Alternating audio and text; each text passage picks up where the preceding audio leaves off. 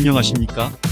법무법인 한일에서 공공건설 클레임 팀장을 맡고 있는 김종광 변호사입니다. 대법원 2018년 10월 30일 선고 2014-235189 전원합의체 판결은 간접비 청구와 관련하여 시공사와 발주처 사이에 가장 첨예하게 대립되었던 장기계속 공사계약에서 총괄계약의 효력에 대한 확정적 판결로 결과적으로 발주처의 주장이 대폭 반영된 판결입니다. 대법원 판결 이전에 하급심에서는 총괄계약의 구속력을 인정하는 판결이 다수였으나 위 대법원 판결로 총괄계약의 구속력이 부정되었습니다.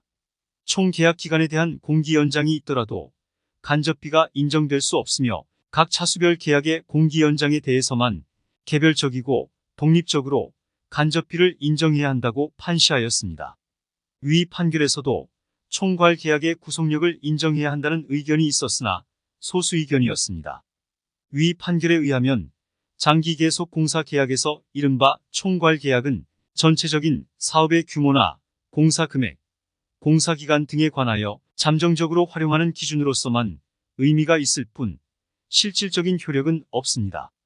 구체적으로는 계약 상대방이 각 연차별 계약을 체결할 지위에 있다는 점과 계약의 전체 규모는 총괄계약을 기준으로 한다는 점에 관한 합의로서만 의미가 있습니다. 그 반면 계약 상대방이 이행할 급부의 구체적인 내용, 계약 상대방에게 지급할 공사대금의 범위, 계약의 이행기간 등은 모두 차수별 계약에서만 효력이 인정됩니다. 사실 예전에는 시공사들은 발주처와 가불관계 등으로 기존 관행상 간접비를 청구하지 않는 경우가 많았습니다. 그런데 시공사들의 이윤이 적어지고 자금 사정이 악화되면서 소규모 시공사들부터 간접비를 청구하기 시작하였고, 이를 인용하는 법원의 판결이 나오기 시작하면서 점점 많은 시공사들이 간접비를 청구하기 시작하였던 것입니다. 그 과정에서 이미 계약 기간이 종료된 과거 차수의 간접비를 청구하려다 보니 총 계약 기간 연장에 의한 전체 기간에 대한 간접비를 주장하게 되었던 것입니다. 차수별 계약 기간에 대해서만 간접비를 인정한다고 하더라도 바로 시공사의 이익이 제한되는 것은 아니므로 위 판결이 아주 부당하다고 볼 수는 없을 것입니다. 그런데 위 판결에 대한 파기환송심 및 대법원 판결이 계속 진행되는 과정에서 점점 더 간접비 청구의 요건이 엄격하게 적용되었습니다. 위 판결의 파기환송 고등법원 판결에서 쟁점이 되었던 사안 중 하나가 계약 금액 조정 신청 절차와 관련하여 각 차수별로 구분하지 않고 전체 기간에 대한 간접비를 포괄적으로 청구한 경우 각 차수별 간접비 청구로 볼 수 있는지 여부였습니다.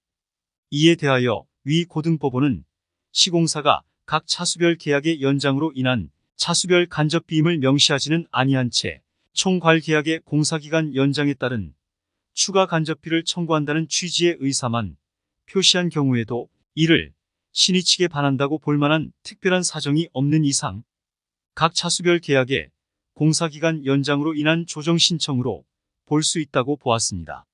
그런데 위 고등법원의 판단은 이후 대법원 판결에서 번복되었습니다. 대법원은 원칙적으로 총 공사기간에 대한 계약금액 조정 신청의 범위에 각 차수별 계약금액 조정 신청의 내용이 포함될 수 없다고 보았습니다.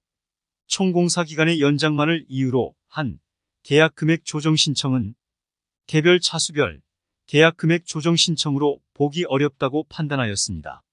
결국 시공사의 입장에서는 계약금액 조정 신청 시 해당 차수에 대한 신청임을 명확히 알 수 있도록 표시해야 간접비를 인정받을 수 있습니다.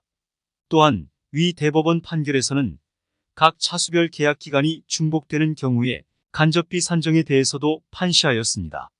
중복되는 공사기간에 대응하는 간접비가 해당 차수별 계약에서 반영되지 않았다거나 반영되었더라도 해당 차수별 계약과는 별도로 공사기간 연장에 따른 간접비 부담이 추가로 발생하였다고 볼 만한 특별한 사정이 없는 한 연장으로 겹치게 된 공사기간에 대한 추가 간접비는 이미 차외 연차별 계약에 공사대금에 반영되어 있으므로 중복되는 기간 동안에 간접비를 인정할 수는 없다고 보았습니다.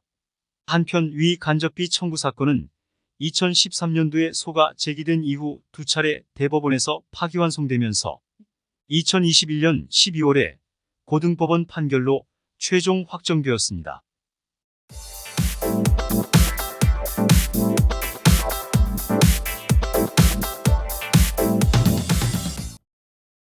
공사도급 계약 체결 시 공사원과 계산서 및 그 세부 내역으로 구성된 산출 내역서가 첨부되는 것이 일반적입니다. 산출 내역서가 있어야 필요한 자재 목록 및 세부 공사비 산정 내역을 알 수 있습니다. 산출 내역서는 품목, 물량 및 단가로 구성되어 있습니다.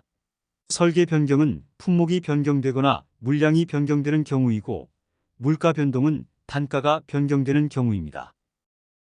설계 변경과 물가 변경은 내역서 변경으로 공사비가 변경된다는 점에 있어서는 동일하나, 설계 변경은 물량에 대한 것이고 물가 변동은 금액에 대한 것이라는 점에서 서로 구별됩니다. 공사 기간이 연장되는 경우 기간 연장으로 증가되는 비용을 산출 내역서에 반영하여 조정하는 것은 불가능합니다. 산출 내역서는 공사 기간의 변동에 대해서는 반영할 수 있는 항목이 없기 때문입니다. 예를 들어 비계 등 가설 재료비의 경우 본래 직접 공사비에 해당되나 공기가 연장되어 그 사용 기간이 증가될 경우 이를 산출 내역서상 물량이나 단가의 변동으로 반영하기가 어렵습니다. 실무적으로는 물량을 증가시키는 등의 방법으로 설계 변경으로 해결하는 경우도 있기는 합니다. 위와 같은 이유로 공기 연장으로 인한 비용은 산출 내역서 변경이 아닌 기타 사유에 의한 계약 금액 조정에 의하여 해결해야 하는 것입니다. 공사계약 일반 조건에 의하면 기타 사유에 의한 계약 금액 조정은 실비 산정을 원칙으로 하고 있습니다. 기획재정부 예규인 정부 입찰 계약 집행 기준 제73조는 공사 이행 기간의 변경에 따른 실비 산정에 대하여 규정하고 있는데, 항목에 따라 실비로 반영하는 경우도 있고 요율로 계산하는 경우도 있습니다.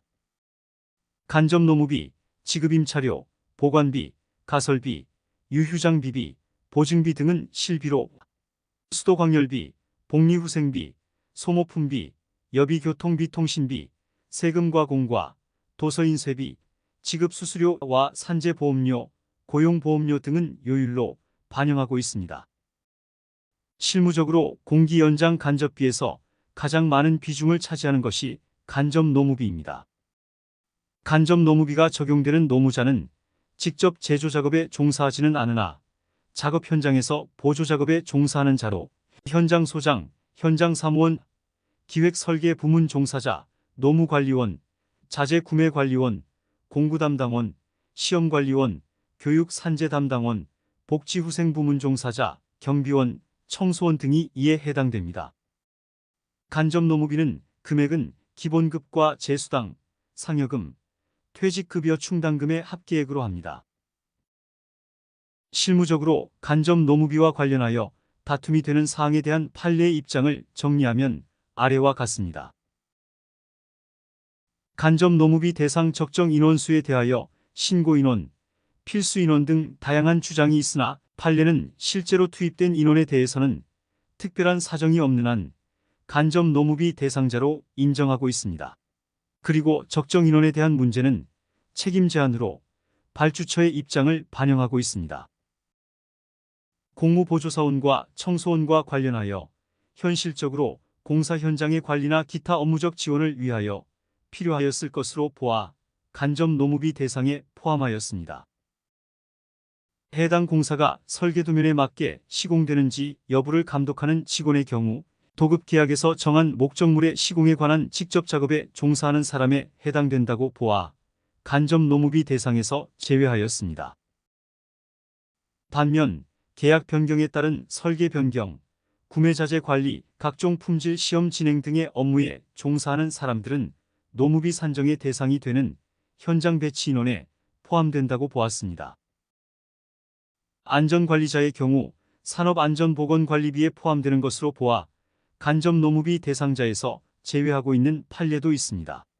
다만 공기 연장으로 안전관리자의 배치 기간이 늘어날 경우 기존에 책정된 안전관리비를 초과한 경우에 실비의 범위 내에서 산업안전보건관리비로 인정하고 있으므로 결과적으로 큰 차이는 없습니다.